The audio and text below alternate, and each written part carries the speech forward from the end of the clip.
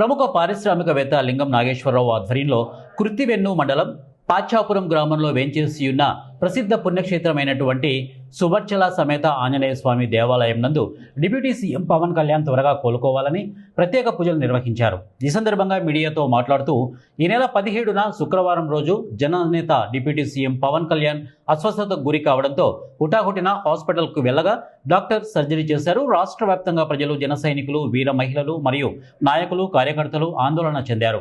నేడు కృత్తివెన్ను మండలం పాచ్చాపురం సువర్చల సమేత ఆంజనేయ స్వామి దేవాలయంలో డిప్యూటీ సీఎం పవన్ కళ్యాణ్ త్వరగా కోలుకొని పార్టీ మరియు అధికార కార్యక్రమాల్లో పాల్గొనాలని ప్రత్యేక పూజలు నిర్వహించామని అన్నారు. ఈ కార్యక్రమంలో జనసేన నాయకులు, కార్యకర్తలు, వీర మహిళలు తదితరులు పాల్గొన్నారు.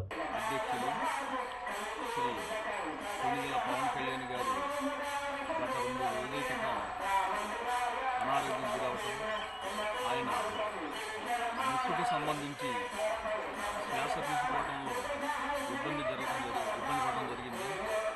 దానికి సంబంధించి శస్త్రచికిత్స హైదరాబాద్లో చేశారు. ఆయన అనారోగ్యం గురవడం పట్ల ఈ తెలుగు రాష్ట్ర ప్రజలే కాకుండా యావత్ భారతదేశంలో పవన్ కళ్యాణ్ గారి అభిమానులు, కార్యకర్తలు, వీర మహిళలు అందరూ కూడా ఆందోళన చెందడం జరిగింది. ఆయన ఆరాధ్య దైవమైనటువంటి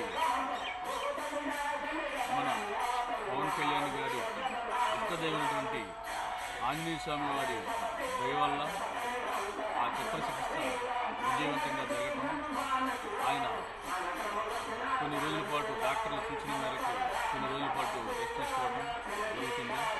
అట్లాగే మన తెలుగు రాష్ట్రాల్లో ఉన్న ప్రజలందరూ కూడా ఆయన అభిమానులు, ముఖ్యంగా పార్టీ కార్యకర్తలు, నాయకులు, వీర మహిళలు, పెడన నియోజకవర్గంలో ఉన్నటువంటి అందరూ కూడా అన్ని దేవస్థానాల్లో కూడా మన నాయకుడికి ఇష్టమైనటువంటి ఆంజనేయ స్వామి గుడి కావచ్చు, శివాలయం కానీ ఎవరికి నచ్చిన గుడిలో ఆయన పేర ప్రత్యేక పూజలు చేయించాలని చెప్పేసి ముఖ్యంగా ప్రతి వీర మహిళలందరికీ కూడా విజ్ఞప్తి చేస్తున్నాం.